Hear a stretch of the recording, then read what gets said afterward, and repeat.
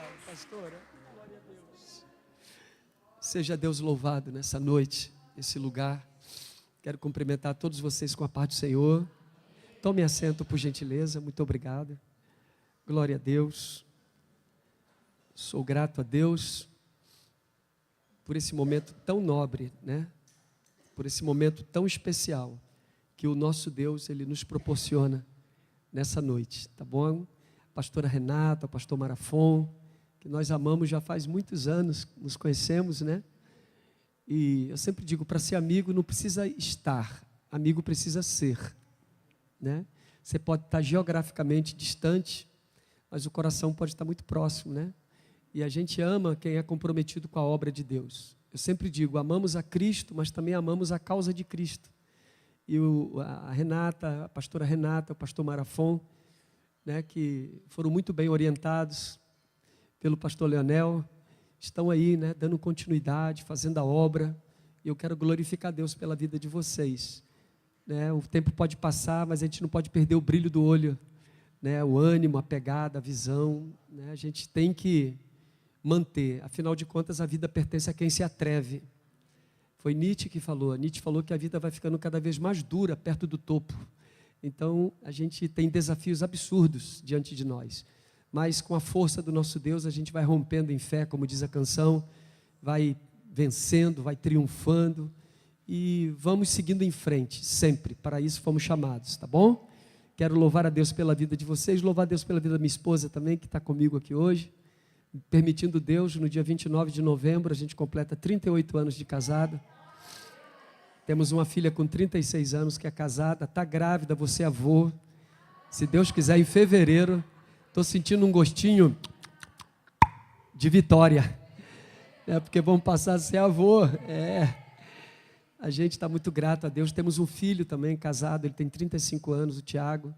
Ele toca na casa do Senhor, né? É um adorador também. Minha filha, meu genro, também adoram o Senhor. E a gente tem muitos motivos para sorrir. Costumo dizer que todos nós, por mais que estejamos nos sentindo no olho do furacão, eu quero dizer para você que nós temos muito mais motivo para sorrir do que para chorar. A vida funciona assim, enquanto uns choram, outros vendem lenço, né? Eu creio que nós estamos na época de vender lenço, em nome de Jesus. Tá bom? Porque o Senhor é conosco, o Senhor é conosco. Sou grato a Deus. Eu tenho uma máxima comigo, como carro-chefe, que tudo na vida vale pela importância que se dá. Se nós estamos em pleno domingo à noite, pense comigo, nós estamos num domingo à noite, são 19 horas e 38 minutos, está frio, pinguim está andando de cachecol, alguém abriu a porta do freezer, está bem gelado, tudo conspira para que nós não viéssemos, né? Para que ficássemos numa zona de conforto. Tem uma frase que eu acho interessante, que diz que o conformismo é o cárcere da liberdade, o conformismo é inimigo do crescimento. Então, a vida pertence a quem se atreve. Então, se eu não amar o preço do custo, eu nunca vou ter lucro. Então, tudo conspirou contra para que nós não viéssemos. Nesse exato horário agora, pense comigo, tem marido traindo suas esposas, tem esposa traindo seus maridos, tem gente injetando droga nas veias, tem gente cheirando um carreirão de cocaína ou fumando um beck de maconha, tem gente agora matando, roubando, estuprando, sequestrando. Eu me atreveria a dizer que o mundo se encontra no suicídio coletivo lento. E o pecado está vomitando para a superfície da terra todas as suas imundícias. O mau cheiro do pecado, acredito eu, está chegando às narinas de Deus. Tudo conspira contra. Parece que hoje o que é o certo passou a ser errado, o que é errado está certo. E a coisa está tão errada que para dar certo é só fazer o contrário. Rui Barbosa dizia, ele abria sua boca e dizia assim, de tanto ver triunfar as nulidades, de tanto ver prosperar a desonra, de tanto ver crescer a injustiça, de tanto ver o poder agigantar-se na mão dos maus, o homem chega a desanimar da virtude, a rir da honra e sentir vergonha de ser honesto. Parecia que ele estava sendo profético e estava vendo o mundo nosso contemporâneo. E nós vivemos num cenário desse tipo. Eu quero glorificar a Deus, porque mesmo diante de todo esse cenário de contradição, em pleno domingo à noite, nós estamos aqui na casa do Senhor. Que privilégio com P maiúsculo. Que privilégio nós temos, gente. E detalhe, estamos com saúde, temos uma casa para morar, temos um teto, temos comida na mesa. Se eu fosse resumir tudo numa frase, eu diria o que disse Samuel em 1 Samuel capítulo 7, verso 12. Ebenezer, até aqui nos ajudou o Senhor. Até aqui Deus tem cuidado, e Ele cuida muito bem, diga-se de passagem. Cuida muito bem. Eu quero louvar a Deus pela sua vida, tá bom? Eu quero ler um versículo da palavra de Deus. É claro que o assunto é muito maravilhoso. Nós poderíamos aqui falar isso de maneira exaustiva, né? Porque dá para falar muito, mas eu quero ler só um versículo, que é um versículo muito conhecido. Muitos pastores leem até por ocasião quando vão celebrar um casamento, mas é um texto que é muito conhecido. É o capítulo 2 de Gênesis, o versículo 18 e também o versículo 24. O verso 18 e o verso 24 do capítulo 2 de Gênesis. Tá bom? É o primeiro livro da Bíblia, é facinho de achar, tá bom? Está escrito assim, queridos: disse o Senhor Deus, não é bom que o homem esteja só. Farei para ele uma ajudadora que lhe corresponda. Verso 24. Portanto, deixará o homem, seu pai, sua mãe, se unirá à sua mulher e serão os dois uma só carne. Está aqui. Aqui Deus estabeleceu a família. Viu Deus que não era bom. Quem foi que viu? Deus.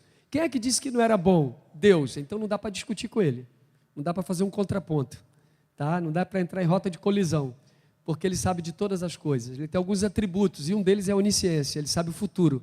Nós não sabemos. Por isso que ficamos ansiosos. Porque excesso de futuro produz ansiedade. Excesso de passado produz depressão. E excesso de presente produz estresse. E ninguém está isento desse tripé. Depressão do passado, ansiedade do futuro e estresse do presente. Então Deus viu aquele cenário, um Adão, cujo nome no hebraico significa vermelho, porque foi feito numa matéria pré-existente que é o barro, tá? Adão significa vermelho. E está escrito que viu Deus que não era bom que estivesse só. Você sabia que nós somos seres gregários? Nós somos seres sociáveis. Nenhum ser humano normal gosta de solidão. A solidão abate, deprime, entristece, deixa a gente moribundo, apático, indiferente. E se bobear, a gente tem que correr para uma terapia. Porque qualquer ser humano gosta de estar interagindo com o próximo. E Adão estava aqui isolado. Todos os animais, tinha macho e fêmea. E Adão ali sozinho, borocochô, sentindo aquele gosto de cabo de guarda-chuva na boca. Né? E Deus viu que não era bom que ele ficasse isolado. E Deus preparou da sua costela, acredito que foi a quinta costela, a costela mais próxima do coração. Deus não tirou do dedo do pé, Deus não tirou de um dedo da mão, do dedo da cabeça, não. Tinha um propósito, até na escolha do osso, que Deus separou de maneira cirúrgica, porque Adão foi anestesiado, veio sobre ele um sono, adormeceu, e Deus da costela dele, não me pergunte como isso aconteceu, quando eu chegar no céu eu vou perguntar e eu conto para vocês, tá bom? Mas o milagre ocorreu, e o milagre não se explica, venhamos e convenhamos, se acredita ou não. Einstein costumava dizer que tem dois tipos de pessoas nessa terra. Um tipo acredita que tudo é milagre, já o outro tipo acredita que nem tudo é milagre. É melhor ficar no primeiro grupo, que a gente sofre menos, ok? Então nós cremos no milagre. E Deus de maneira milagrosa fez uma companheira. E aqui se estabeleceu a família. Quando eu leio Atos 2, Deus estabeleceu a igreja. Olha quantos milhares de anos não passou. Ou seja, a família foi fundada muito antes do que a própria igreja. Até porque a igreja é composta de famílias. Por isso que reverbera família forte, igreja forte. Família estruturada, igreja estruturada. Família equilibrada, igreja equilibrada. O que somos lá reverbera aqui. Isso faz toda a diferença, bendito seja o nome do Senhor. E aqui Deus preparou para Adão uma companheira. Aí surgiu o casamento. O que é um casamento do ponto de vista psicológico? Você tem uma individualidade masculina, você tem uma individualidade feminina. Passa a ter uma aglutinação e aí passa a existir o quê? Uma conjugalidade. Por isso que a Bíblia diz, serão os dois um. Né? Aí fala de unicidade, de cumplicidade, de vida a dois. E o desafio para uma família, para um homem e para uma mulher, o desafio não é casar. Desafios existem, porém se eu enxergar um de maneira criativa, eu transformo em oportunidade para crescer. E tudo melhora por fora quando nós crescemos por dentro, ok? Então, o que ocorre? O casamento é algo desafiador. Por que eu digo isso? Porque o desafio não é casar, o desafio é permanecer casado. O que é amar? Amar é querer envelhecer junto. E quando nós entendemos que de fato amamos, quando eu leio 1 Coríntios capítulo 13, do verso 1 ao 13, são 13 versículos, 1 Coríntios 13, e Paulo começa a falar sobre o amor. Ele fala que o amor é paciente, o amor é benigno, o amor não se comporta de maneira inconveniente, o amor nunca falha. Ele vai dando vários adjetivos acerca do amor, ok? E eu quero declarar para você que quando um casal se ama, ele tem poder de superação. Nós de nós mesmos não damos conta, mas quando se ama, ele diz mais, o amor tudo suporta. Quando eu casei com a minha esposa, 38 anos atrás, e ela casou comigo, interessante que eu dei uma cantada muito bonita nela. Nós estudávamos no seminário em Belém do Pará, e eu olhei para ela e falei, querida, você não é tabela periódica, mas eu sinto que entre nós está rolando uma química. Meio Casas Bahia, né? Eu não sou a Casa Bahia, mas eu prometo dedicação total a você. Então assim, nós namoramos, noivamos, casamos em 6 meses. E quando nós voltamos da lua de mel, começamos a pastorear, em fevereiro de 87, lá em Belém do Pará. Tivemos a grata satisfação de trabalhar na primeira Assembleia de Deus do Brasil, onde foi fundada por Gunnar Ving e Daniel Berg. A minha esposa é de Belém do Pará, eu sou carioca, sou militar aposentado, na época estava na ativa, fui para lá, e de lá nós nos conhecemos na própria sala do seminário, namoramos, noivamos, casamos em 6 meses, e já, quando voltamos da lua de mel, já começamos a pastorear. Então assim, Deus foi muito, as coisas aconteceram na nossa ótica, rápido, mas na hora de Deus foi o tempo certo, porque Deus nunca antecipa nada, Deus também não posterga, Deus faz tudo na hora certa. Salomão que disse no capítulo 3, verso 1 de Eclesiastes, há tempo, H, do verbo haver. Então eu vou parafrasear, existe um tempo certo para todas as coisas e para todo o propósito debaixo do céu. Deus sabe o que faz, como faz, com quem faz. Então dá-se início à família. Mas eu disse e repito, o desafio não é casar, é permanecer casado. Nós vamos se deparar na nossa vida com várias fases. Vai ter momento na vida de um casal, de uma família, que tudo dá certo, só que tem momento que tudo dá errado. Tem momento que você está cheio de saúde, tem momento que a enfermidade bate a porta.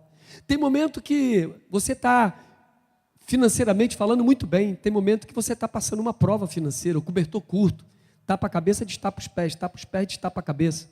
Tem momento na nossa vida que a porta se fecha, sabe, aquilo que nós nunca imaginávamos que ia acontecer, acontece.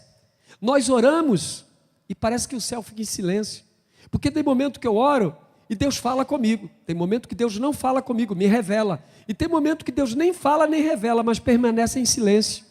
E esses momentos silenciosos, Deus me desafia a fazer somente uma coisa, o que é? Acreditar. Porque o fato de Deus estar em silêncio não significa que Ele não está trabalhando, porque eu quero acreditar, porque toda família comprometida com Deus, Deus nunca vai ficar de braço cruzado. Eu quero declarar que por tua causa o céu está em movimento. Deus não é letárgico, Deus não é um Deus moroso, Deus não é um Deus inerte, Ele é um Deus que está em movimento, e por isso eu glorifico a Deus pela sua vida, porque você está aqui. Mas o fato é, nós vamos se deparar sim com momentos de adversidade. Tem uma frase que eu costumo dizer, que eu posso confiar em Deus, mas a capacidade de lutar que existe dentro de cada um de nós necessita de adversidade para revelar-se. Você não sabe o quão forte você é, até que ser forte seja a sua única opção. Nós vamos se deparar com várias situações, de agruras, sabe, do momento que tudo fica sem sentido, aquele momento que você procura resposta e não acha, aquele momento que você se sente um psicólogo, ou melhor, um filósofo. Por que um filósofo? Porque o filósofo não tem uma resposta para cada pergunta, o filósofo tem uma pergunta para cada resposta, é meio socrático. A verdadeira sabedoria surge com a dúvida. Quem tem dúvida pergunta, quem pergunta quer saber. E tem momento que a gente fica inquirindo Deus, nos tornamos questionadores, questionamos Deus com intermináveis porquês, porque a gente está no momento de agrura que não está entendendo nada do que está acontecendo. Mas eu quero declarar que Deus está no controle da vida de cada família. Aquele marido que não é cristão, Deus tem o poder de salvá-lo. Aquele filho que agora está na balada, aquele filho que está agora andando com má companhia, aquele filho que está te desobedecendo, que está dando dor de cabeça. Eu quero declarar que tudo está debaixo do controle de Deus. E na hora certa Deus traz, nem que seja com anzol pelo queixo, mas Ele traz, bendito seja o nome do Senhor.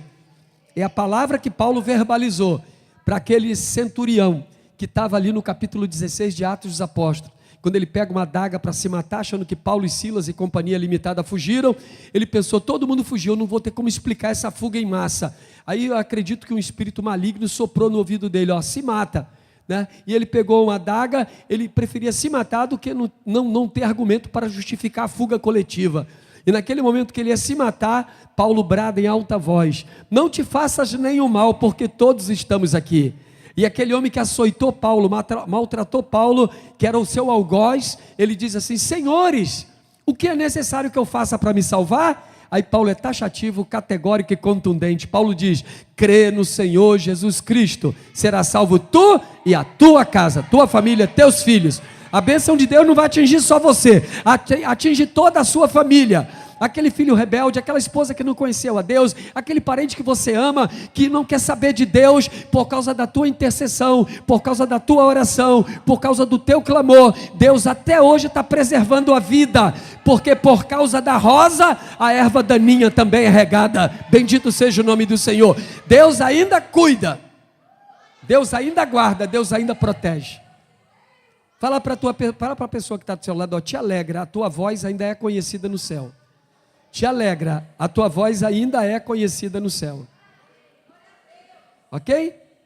Foi Jesus que disse no capítulo 18, versículo 18 e 19 de Mateus. O que ele disse? Tudo que você ligar na terra será ligado no céu. Tudo que você desligar na terra será também desligado no céu. Aí no 19 ele fala assim: também vos digo que se 2 de vós concordarem na terra acerca de qualquer coisa que pedirem, isto será feito por meu Pai que está no céu.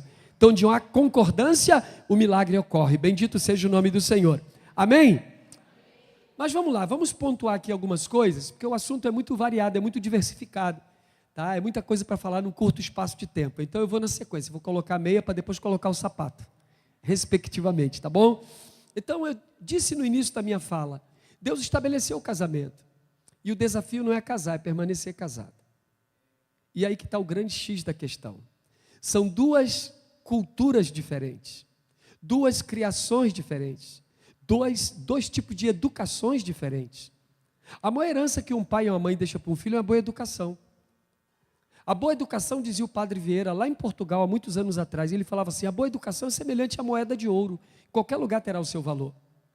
Pense comigo, educação não transforma o mundo, educação muda pessoas, pessoas transformam o mundo. A maior herança que um pai e uma mãe deixam para um filho não é um carro, não é casa nem dinheiro. Se ele for agir de maneira atabalhoada, ele perde tudo isso. A maior herança que um pai e uma mãe deixa para um filho é uma boa educação. Por isso que vale a pena investir, vale a pena sentar, vale a pena olhar no olho, vale a pena pagar uma boa escola, vale a pena plantar, porque quando você planta, você colhe. Há um jargão popular antigo que diz que quem não planta não pode colher, quem não paga o preço não tem como adquirir. Então, se eu quero a bênção de Deus, eu tenho que fazer minha parte. Repita comigo: aquele que... foi algo muito congelante. De novo, aquele que não faz sacrifício, não alcança benefício. Eu quero benefício, mas eu não quero fazer o sacrifício. Aí fica difícil. Sabe, gente, todos nós precisamos fazer a nossa parte. Quem não ama o preço do custo nunca vai ter lucro. Eu quero lucro, mas eu tenho que amar o preço do custo. Eu quero sombra, mas eu tenho que plantar árvores. Entende? Então Deus quer que nós façamos a nossa parte. O inventor da lâmpada elétrica, que foi Thomas Alva Edison, ele falou o seguinte: tudo que eu consegui na minha vida, 1% foi de genialidade e 99% foi de transpiração. Ou seja, tem que suar a camisa, tem que fazer a sua parte. Então, quando a gente faz isso, a gente sofre menos, ok? Porque o nome do Senhor é glorificado.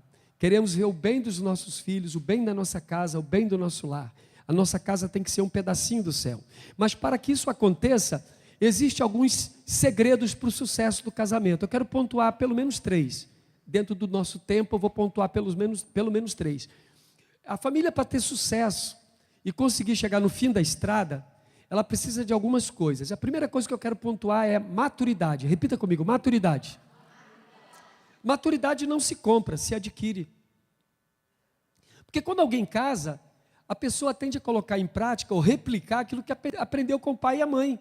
Mas nem tudo que aprendeu com o pai e com a mãe é correto. Tem coisa que você tem que aplicar, mas tem coisa que você não tem que aplicar. Aquela história de comer o peixe e tirar a espinha. Entende? Tudo que é bom, tudo que soma e multiplica, amém. Mas tudo que diminui e divide, eu tenho que deletar. Então, tudo aquilo que vai agregar é bem-vindo. Mas aquilo que não vai agregar, eu tenho que refutar, que rebater. Eu não posso acatar, nem muito menos colocar em prática. Então a maturidade faz você ter esse discernimento. Eu costumo dizer que nós temos que deixar de ser vitimados da síndrome de Peter Pan, da nossa infantilidade. Nós precisamos crescer. Foi Benjamin Franklin que disse, aquele camarada que está na nota de $100. Sabe o que esse camarada disse? Ele disse assim: a pior tragédia da vida é esta: Qual é? Ficamos velhos cedo demais e nos tornamos sábios tarde demais. Nós precisamos sim amadurecer. A coisa é tão séria que no verso 11 do capítulo 13 de 1 Coríntios, Paulo usa tudo no pretérito imperfeito. Ele fala assim: quando eu era menino, eu pensava como menino, agia como menino, raciocinava como menino. Aí depois ele diz: porém, depois que eu passei a ser adulto, stop, eu parei com as coisas de menino. Ou seja, eu cresci. O que não pode é a gente ser, o tempo todo agir com infantilidade. E, por exemplo, você quer ver uma coisa? Eu quero pontuar com vocês alguns sinais de maturidade. Em primeiro lugar, um sinal de maturidade que é muito importante. Nunca devo falar tudo o que eu penso. Eu tenho que acionar o cérebro antes de abrir a boca. Falar sem pensar é como atirar sem apontar, você erra. Aristóteles foi discípulo de Platão, o qual foi discípulo de Sócrates, dentro da filosofia. Sabe o que Aristóteles, que mentorou Alexandre o Grande, disse? Aristóteles falou o seguinte: o verdadeiro sábio nunca diz tudo o que pensa, porém pensa em tudo o que diz. Uma coisa é tropeçar com o dedão do pé, outra coisa é tropeçar com a língua. Por isso que falar sem pensar é como atirar sem apontar, você vai errar. Então, na vida familiar, você tem que filtrar o que você fala. Agora, venhamos e convenhamos, tudo que eu estou falando aqui, você está filtrando através do seu estado emocional. Se você estiver bem com você mesmo, você interpreta de uma maneira, mas se você estiver subtraído emocionalmente ou psicologicamente, você entende de uma maneira equivocada. Então, por isso que a gente falar, a gente tem que pensar muito. A maior virtude num diálogo não é falar, é saber ouvir. Por isso que Tiago diz: todo homem seja pronto para ouvir, tardio para falar, tardio para se expressar. Porque na multidão de palavras não falta transgressão. Entende? Então, nós temos 2 ouvidos e uma boca só. Temos que nos comportar de maneira proporcional. Ou seja, eu tenho que ouvir mais e falar menos. Repita comigo: a palavra é prata, o silêncio é ouro. Quem falou isso não foi o pastor Edson, foi Sócrates. A palavra é prata e o silêncio é ouro. E todo homem e mulher é senhor do que pensa, porém é escravo do que fala. Depois que falou, já foi. O que Deus quer de nós? Que a gente pense para falar. Tem hora que você pode estar cheio de razão dentro da sua casa, mas o bom senso manda você calar. E bom senso cabe em todo lugar, inclusive na família e principalmente. Então tem hora que a gente tem que pensar bastante, porque a pessoa que tem maturidade, ela nunca vai falar tudo o que pensa. Nem tudo deve ser dito a todos, nem todos devem saber de tudo. Quem muito fala, muito erra. Então nós temos que nos policiar. Às vezes seu filho cometeu algo errado, e você está nervoso, está comendo caco de vidro e cuspindo bolinha de gude, está com adrenalina a milhão, a suprarrenal está dando pico de adrenalina. Quando a minha filha chegar, quando meu filho chegar aqui, eu vou dar um Hadug, vou virar no giraia, vou fazer qualquer coisa. Então, quando você está assim destemperado, é hora de você dominar a si próprio. Nós temos que ter uma palavra mágica na nossa vida chamada quietude de espírito. Ok? Porque nós temos que nos amadurecer. Salmo 46, verso 10. Deus usa o salmista e ele fala o verbo aquietar e o verbo saber no imperativo afirmativo. Ele não pediu, mandou. E o que ele disse? Aquietai-vos e sabei que eu sou Deus. Ou seja, aquietar o coração. Quando está nervoso, procura se recompor. Salmo 131, verso 2. Tá? O salmista, ele é muito usado por Deus. Ele fala assim: como a criança desmamada para com a sua mãe, assim a minha alma para comigo.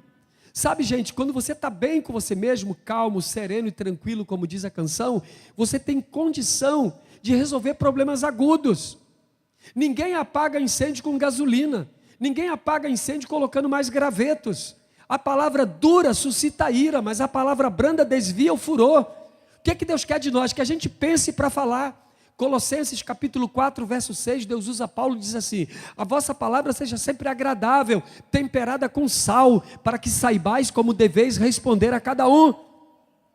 Eu pastoreava uma igreja aqui na região da Vila Maria uns anos atrás, e eu me lembro como se fosse hoje. Tinha uma mãe que reclamava muito da filha, e ela falava: pastor, a minha filha não presta, a minha filha é isso, a minha filha detonava com a menina. Num belo dia ela conseguiu levar essa menina com 16 anos, a menina tinha 16 anos, ela levou no culto. E chegou para mim, quando acabou o culto, ela levou a menina até nós, a menina com a cara de poucos amigos, né? Foi lá, meio contrariada, mas foi. E ela chegou para mim, para minha esposa, e falou: pastor Ed, isso aqui está vendo? Essa aqui é minha filha. Essa aqui é aquela que eu disse para o senhor que está me dando trabalho, que anda com uma companhia, que não vale nada. Estou vendo a hora dela chegar barriguda em casa. Começou a falar um monte de asneiras. Sabe aquela frase? Perdeu um bom momento de ficar com a boca fechada? A irmã falou um monte de bobagem. Aí eu fiquei olhando para aquilo e falei: Jesus, eu não estou acreditando que essa irmã está falando isso. Está explicado porque que a filha dela é assim. Aí depois que terminou o diálogo ali, a filha saiu, eu falei: querida, vem aqui na sala conosco. Chamei minha esposa, nós levamos ela na sala. Falei: querida, posso te falar uma coisa? Ela olhou para mim: pode, pastor. A maçã não cai longe da macieira. O fruto não cai longe do pé.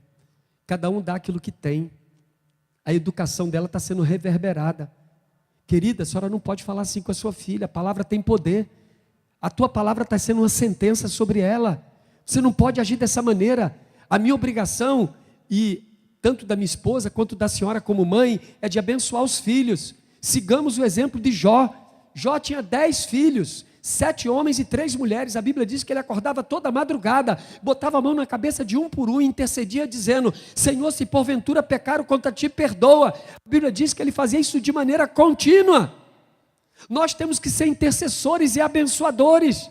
Estou nervoso, estou chateado, meu filho tirou a nota baixa. Pastor, essa minha filha é burra, é incompetente, não vai dar a carreira certa. E começa a amaldiçoar. Nós não fomos chamados para amaldiçoar, porque há poder nas nossas palavras. Eu tenho que abrir a minha boca e Deus abrir o céu e eu abençoar a minha casa. Eu profetizo que toda palavra dura, toda palavra amarga, toda palavra chula, toda palavra de impropério, ela está repreendida no nome de Jesus. Deus vai colocar a palavra temperada com sal. Você vai dizer como o salmista no Salmo 19: sejam sempre agradáveis as palavras da minha boca e a meditação do meu coração perante a tua face, ó Senhor, rocha minha e libertador meu. Deus vai te usar com sabedoria. Nós precisamos disso. Nós precisamos disso. Então, a pessoa que é amadurecida, ela nunca diz tudo o que pensa. Segundo lugar, ela não baseia suas respostas com base nas emoções, mas sim em princípio. O que eu falei? Se você está aflorado emocionalmente, porque, irmãos, se eu não estou bem comigo mesmo, eu não tenho como estar bem com o próximo. Pessoas feridas, ferem. Pessoas machucadas, machucam. É a pessoa tóxica. Pessoas curadas, curam pessoas. Pessoas transformadas, transformam pessoas.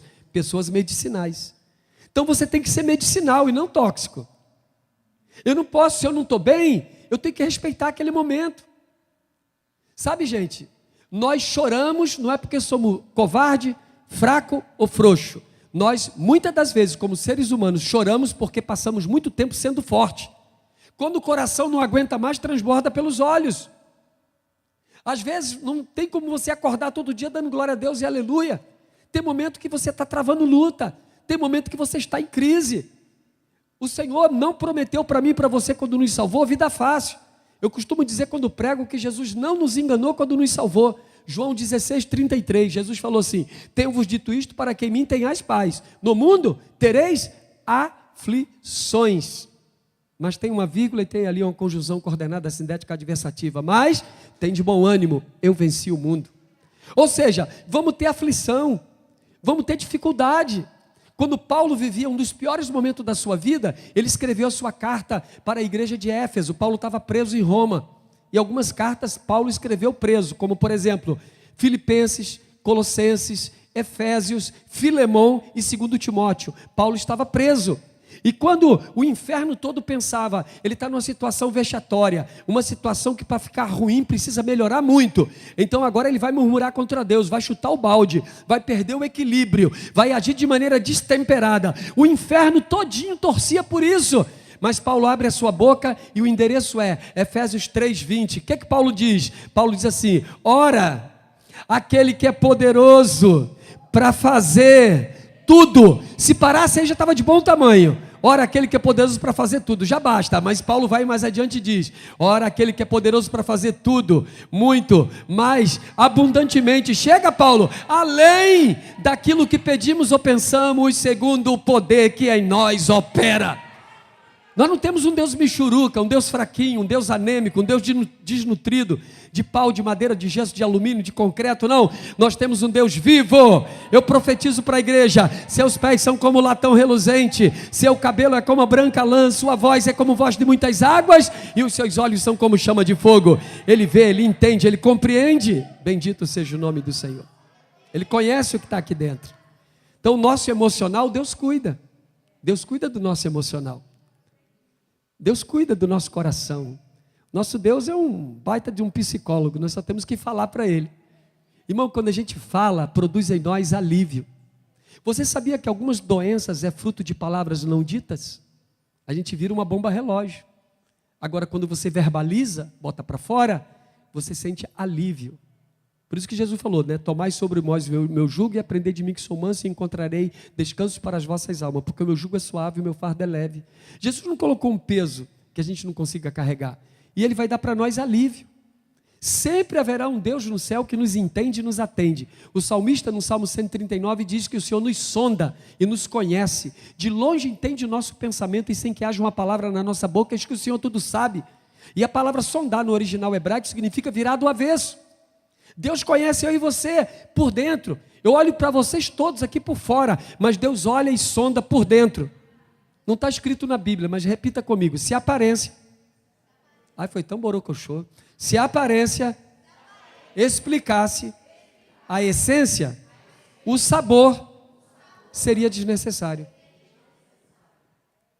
Entendeu? Quem vê cara não vê coração, como diziam nossos avós: por fora bela viola, por dentro pão bolorento. Nós cansamos de ouvir esse adágio popular que os avós diziam. Então Deus, quando olha para nós, Ele olha para o nosso coração. Foi o que Ele falou para Samuel: tu vai na casa de Jessé o belemita, mas não atenta para a aparência, porque eu olho para o coração. E todos os irmãos de Davi, 7, passaram. Eliabe, Abinadab, Samai, os outros 4, que a Bíblia não fala o nome. Quando os 7 passaram, e Deus falava: não é esse, não é esse, não é esse, não é esse, não é esse. Ele ia ungir o primeiro, e Deus deu um pedala Robinho. Foi quando ele ia ungir, ele falou: certamente estou eu perante o escolhido do Senhor. Samuel falou isso. Aí Deus falou: não atente para a aparência. Naquele momento disse: olha, você é homem que olha para o exterior, mas eu sou Deus que olha para o coração. Foi aí que surgiu aquela frase: sabe de nada, inocente. Ele pensou que sabia, mas não sabia. E quase que unge a pessoa errada. Até que ele chegou para Jessé: vem cá, acabaram-se os mancebos? Não, falta o menor. Podia ter falado pelo menos o nome. Parece que Davi tinha um X nas costas, era preterido, segregado, né? Porque estava tomando conta das ovelhas, deveria também estar ali, afinal de contas era filho. Por que não estava ali? E se Deus quisesse, poderia ter falado para o profeta: olha, bota no Waze, vai direto lá onde ele está. Não precisa ir nem na casa de Jessé, porque ele não vai estar lá mesmo, ele está cuidando das malhadas, das ovelhas. Vai direto lá. Deus não poderia ter feito isso? Poderia, mas quando Deus quer abençoar e quer tirar qualquer ser humano do anonimato, Deus honra no meio da família. Bendito seja o nome do Senhor. Quando Davi chegou, o profeta tinha dito: nós não nos assentaremos à mesa enquanto ele não chegar. E quando ele está chegando, o Espírito Santo testifica com Samuel: olha, é esse mesmo que eu tenho escolhido. Aí Davi foi chegando: dá licença, dá licença. Os irmãos ficaram com um bico desse tamanho, morrendo de inveja. Davi dobrou o joelho, aquele chifre cheio de azeite, que é símbolo do Espírito Santo, foi derramado sobre a cabeça de Davi. A partir daquele dia, o Espírito Santo se apoderou possantemente de Davi, e o nome do Senhor foi glorificado. Aí Davizinho matou leão, Davizinho matou urso, Davizinho matou Golias, e administrou um Saul por causa da inveja. Deixa eu declarar uma coisa: o teu filho é escolhido de Deus, aonde quer que ele esteja. Hoje ele pode estar vivendo o pior momento, mas não desista dele.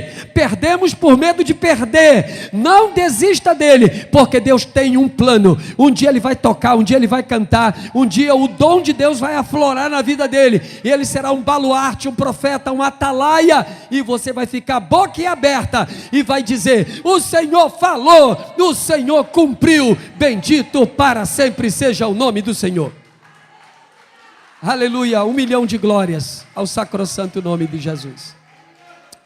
Então às vezes nós estamos emocionalmente tão afoito, tão mal, tão desorganizado com as nossas emoções, e a gente deixa de agir com maturidade e age com imaturidade, ok? Repita comigo: eu não posso ter pressa antes do tempo, mas também eu não posso ser lento diante da oportunidade. Por isso que eu tenho que aproveitar o tempo que Deus me dá. as 3 coisas mais difíceis no mundo. Sabe o que é? Guardar um segredo, perdoar uma ofensa e aproveitar o tempo. Aproveitar o tempo é uma arte. Por isso que eu e você, como cristão, que temos família, temos que ser realistas. O fato de eu ignorar o fato nunca vai diminuir a importância dele. Eu tenho problema? Tenho. Eu tenho dificuldade? Tenho. Admite. E diga para Deus, eu não posso, mas tu pode. O Martin Luther King falou uma coisa que eu acho linda. Pastor negro batista que lutou contra essa segregação racial americana. Martin Luther King falou assim: tudo que eu guardei na minha mão ao longo do tempo eu perdi. Porém, tudo que eu guardei na mão do meu Deus eu ainda possuo. Então, assim, quando você coloca na mão de Deus, não foge pode fugir do teu controle, mas não foge do controle de Deus. Você nunca vai ver um Deus onisciente sentado no seu trono com a mão na cabeça dizendo, poxa, por essa eu não esperava. O pecado de Adão e Eva não pegou Jeová de surpresa. Por isso que a Bíblia informa que Jesus é o cordeiro morto antes da fundação do mundo. Então, antes de acontecer o problema, Deus já tinha a solução. Porque nós temos um Deus que é onisciente, Jeová, que é Iavé, que é o verbo ser conjugado nos 3 tempos, passado, presente e futuro. No pretérito imperfeito eu era, no presente indicativo eu sou, no futuro do presente eu serei. É como se Deus dissesse para a igreja, gente, eu me manifestei no passado, eu me manifesto no presente e eu ainda me manifestarei no meio do meu povo. Então nós temos um Deus assim, nós temos um Deus que conhece tudo, vê tudo, sabe tudo. E a nossa família, Deus tem um cuidado todo especial. Então, quem tem maturidade não fala tudo o que pensa, não baseia sua resposta nas emoções. E terceira coisa, não responde antes de ouvir. Sabe, gente, às vezes a família briga, o filho briga com o pai, a mãe briga com o marido briga com a esposa, cria aquele clima de batalha, aquela coisa que de uma hora está tudo bem, de uma hora para outra fica tudo virado de ponta cabeça. Por quê? Porque às vezes responde antes de ouvir. Como é importante nós pararmos para ouvir. Sabe, gente, como é bom, porque todo mundo quer ser ouvido. A melodia mais doce é você ouvir seu nome. Quando eu paro para ouvir, quando eu falo, eu só repito o que eu já sei.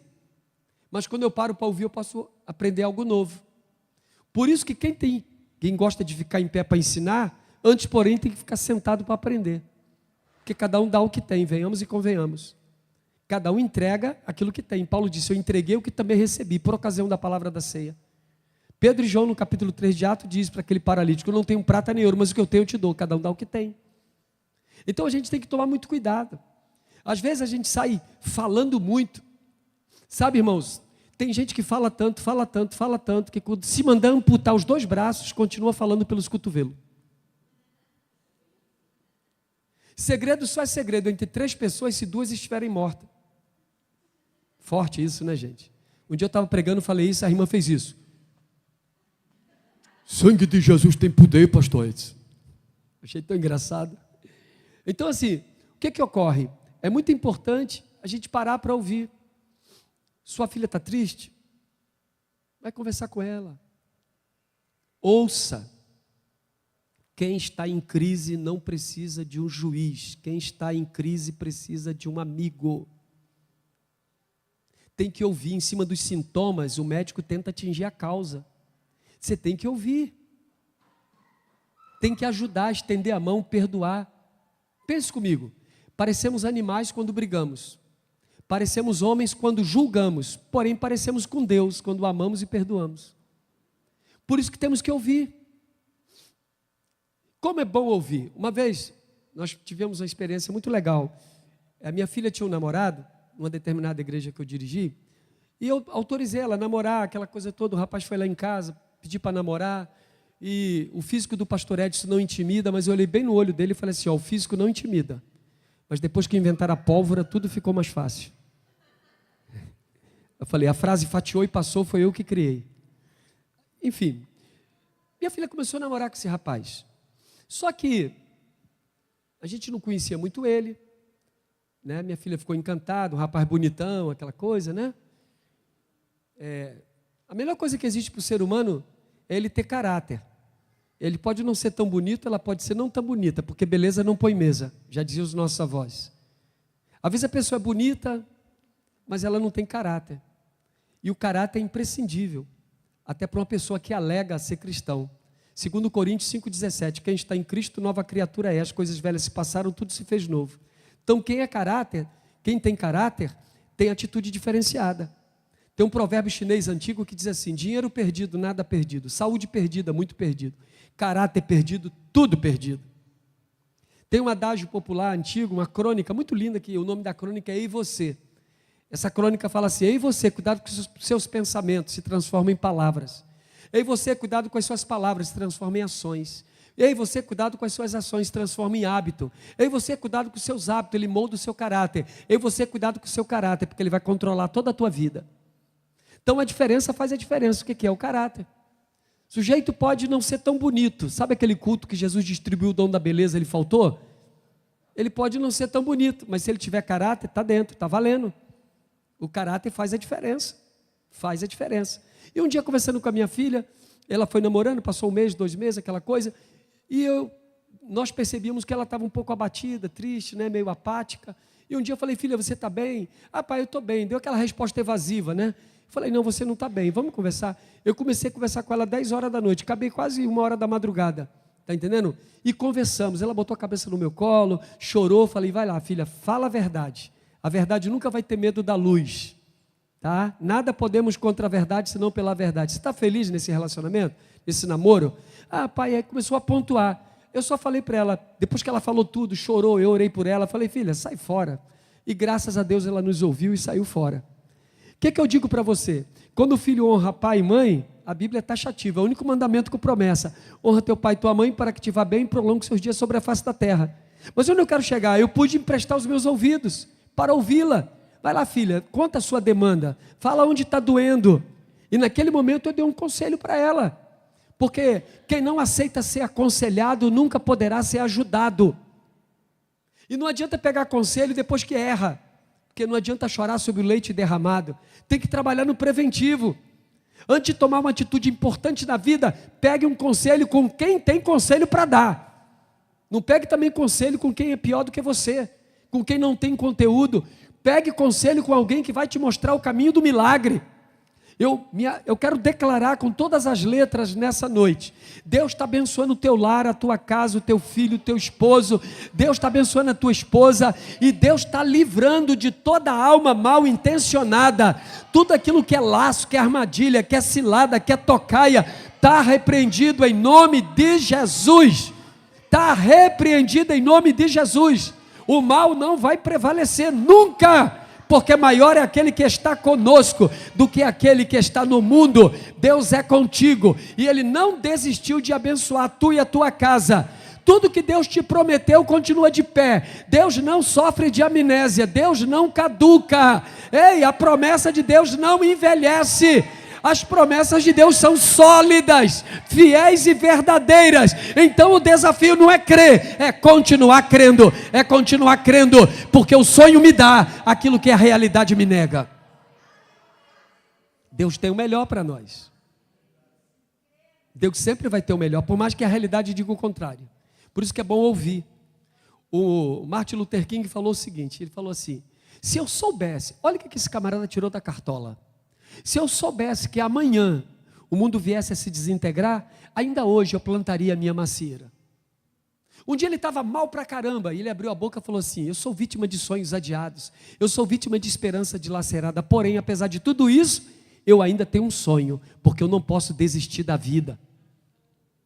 Então, nunca desista de ouvir, de ajudar, de estender a mão, de abençoar. Sabe, eu não tenho como decidir como vou morrer.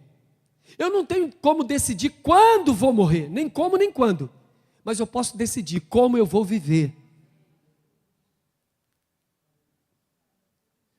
Foi Fernando Pessoa, o poeta português, ele disse assim: as coisas valem, não é pelo tempo que elas duram, mas é pela intensidade com que elas acontecem. Por isso na vida sempre teremos momentos inesquecíveis, nos depararemos com coisas inexplicáveis e teremos ao nosso lado pessoas incomparáveis. Tudo passa rápido. Fernando Pessoa ainda dizia: tudo vale a pena quando a alma não é pequena. Então Deus quer a cada dia nos ensinar. Você está vivendo um momento de dificuldade? Ouça. Tenha ouvido sensível, tenta entender. Não julga, não aumenta o tom da voz. Não tem coisa pior num diálogo com um filho, ou com a filha, ou com o marido, do que aumentar o tom da voz. Não aumente o tom da voz, melhore o argumento. Melhore o argumento. A gente tem que ter argumento. Hoje em dia tem muitas pessoas que não têm argumento e elas começam a gritar, começam aquele momento difícil. Às vezes o vizinho não é crente, os familiares não são crentes, o exemplo é ruim. A gritaria, a baixaria, o barraco, como se diz hoje na linguagem bem contemporânea, Deus não quer isso. Deus quer que o nosso lar seja um ambiente de paz. Deus quer que a nossa casa seja um pedacinho do céu. Não adianta a gente tá cantando na igreja, está glorificando a Deus, está falando em língua estranha, sendo que com as nossas atitudes a gente joga o nome de Jesus na lama. Ei, não tem coisa pior do que um bom conselho, porém acompanhado de um mau exemplo. Um pai chegou para o filho de 12 anos e falou assim: meu filho, quero te dar um conselho. É nós, Queiroz, é selva. Vou te dar um conselho de homem para homem, está ouvindo? Me empresta aí os seus ouvidos. Pode falar, pai. Tome muito cuidado por onde tu andas. E o menino ficou olhando. Aí o menino botou a mão na cintura, parecendo uma chaleira, falou: pai, tome muito cuidado, Senhor, porque eu estou seguindo os seus passos. Irmãos, não tem coisa melhor do que um exemplo. Uma mãe chegou com o filho, levou até Mahatma Gandhi, e chegou para Gandhi e falou assim: Gandhi, estou com uma demanda pesada, uma situação aguda, não consigo resolver, esse meu filho tem um problema sério. O que foi? Ele come açúcar. Esse menino come açúcar, estou vendo a hora dele ficar doente, com verme, vai ter que tomar ascaridil, e esse menino vai ficar doente, olha como ele está barrigudo, está anêmico, está pálido. Ela começou a dar um diagnóstico terribilíssimo. Aí Gandhi deu um sorriso e falou assim para ela: vocês podem ir embora, volte aqui semana que vem. Ela não entendeu nada, mas obedeceu, foi embora. Mas ela foi com aquela colocação de Gandhi martelando na sua mente, no seu coração. Por que ele pediu para voltar daqui uma semana? Deu uma semana, 7 dias, ela retorna com o filho e leva a Gandhi. Chegou até Gandhi: aqui, se lembra de mim, aquele menino? Ah, me lembro sim, pois não. Então, ele continua comendo açúcar e tal, eu queria que você desse um conselho. Aí Gandhi olhou para ele e falou assim: meu filho, pare de comer açúcar. Açúcar faz mal, vai mexer com o teu metabolismo, você pode se tornar um diabético, isso faz mal para a saúde. Se tem uma coisa que faz mal é açúcar, evita o açúcar e tal. Aí, beleza, ele olhou para a mãe: tá bom, tá liberado, pode ir embora. Aí ela pegou o filho, show, tá levando. Só que à medida que ela estava andando, ela falou: poxa vida, ele deu um conselho tão simplório para o meu filho, por que ele não fez isso uma semana antes? Aí ela voltou, ficou tão com a mente, com um ponto de interrogação. Ela voltou até Gandhi e falou: Gandhi, eu tinha vindo uma semana anterior, e todas as palavras que o senhor disse hoje, por que o senhor não disse semana passada? Aí ele deu um sorriso maroto, olhou para ela: eu não falei semana passada, porque eu também comi açúcar. Entende? As palavras movem, mas o exemplo arrasta. Sabe aquela história? O que tu és fala tão alto que eu não escuto o que tu dizes. Então o que Deus quer de nós? O exemplo. Então, como é bom a gente parar para ouvir, aconselhar, abraçar, acolher, sabe? Não ficar julgando. Sabe, a melhor coisa que existe é você se colocar no lugar do outro, é ser solidário. Quando Jesus ressuscitou o filho da viúva de Naim, Jesus chegou na aldeia de Naim, que era uma aldeia pequena, agrícola, muito simplória. Quando aquele cortejo fúnebre estava indo, Jesus viu aquela mulher numa situação horrível. A história estava se repetindo. Ela já era viúva, já tinha enterrado o marido, agora estava enterrando o filho, único, que era praticamente a aposentadoria dela, é quem ia cuidar dela na velhice. E as pessoas em volta julgavam: essa mulher deve ter cometido um pecado muito grave, porque afinal de contas perdeu o marido, agora perdeu o filho. Caramba, essa mulher, na linguagem bem comum hoje da moçada, ela está zicada, ou coisa do tipo. Só que Jesus, quando se aproxima, Jesus não julga. Jesus se aproxima dela, diz a Bíblia que Jesus olha para ela e sente íntima compaixão. Ou seja, Jesus se colocou no lugar do outro. Quando você tiver que dar um conselho, se coloque no lugar do outro. Se todos nós fizéssemos isso, o mundo seria muito melhor. Entende? Se a dor do outro não te incomoda, você está muito mais doente do que ele. Então o que ocorre? Jesus falou isso para ela. Jesus olhou, se aproximou dela, sentiu íntima compaixão, e Jesus, quando chegou para ela, verbalizou e disse: não chores. Mas não tinha como não chorar. Mas nas entrelinhas Jesus queria falar: eu estou aqui, vai acontecer algo que você não imagina. Até então Jesus não tinha nunca ressuscitado ninguém. E Jesus parou o cortejo fúnebre. E quando Jesus parou, ele olhou para aquele defunto, aquele garoto que deveria ter no máximo 21 anos, disse: mancebo, a ti te digo, levanta-te. E quando Jesus chegou e verbalizou essa palavra de poder, eu não estava lá para ver, mas a fé diz que é verdade. E fé é o firme fundamento das coisas que se esperam e prova das coisas que não se veem. O menino ressuscitou, tornou a viver e começou a falar. E todos se espantaram e disseram: um grande profeta se levantou em nosso meio e Deus visitou o seu povo. Então, sabe, ele se coloca no nosso lugar. Então não julgue, se coloque no lugar do outro. Ajude, abrace, dê um bom conselho. Sabe, gente? Irmãos, ninguém é tão alguém que não precise de ninguém. O ego do homem leva ele tão alto e tão longe, só que tem um problema, deixa ele lá sozinho. Então o que é que nós temos que fazer? Entender que nós precisamos um do outro. Precisamos um do outro.